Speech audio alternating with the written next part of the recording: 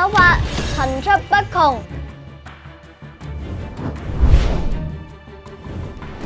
我係真心㗎。咁都要呃唔想俾人呃，就要學識點去防範騙徒。防騙第一招，提防不切實際嘅投資產品。冇風險，一定賺，邊有咁筍？好多時都係騙局嚟。記住要提防呢類回報高到你唔信嘅投資產品。防騙第二招，不明來歷投資應用程式。No no no， 千祈唔好下載不明來歷嘅投資應用程式，入面有釣魚網站你都唔會知。防騙第三招，認識網銀安全 ABC。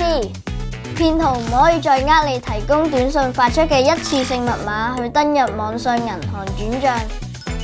日後你需要透過銀行嘅手機 App 進行認證，你仲可以按個人需要主動停用網上銀行嘅高風險功能，以免被騙徒盜用。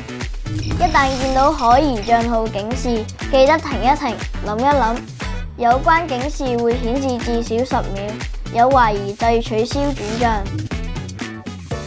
談心都要小心俾人呃埋舊金，仲有幾種針對社交媒體嘅電騙類型。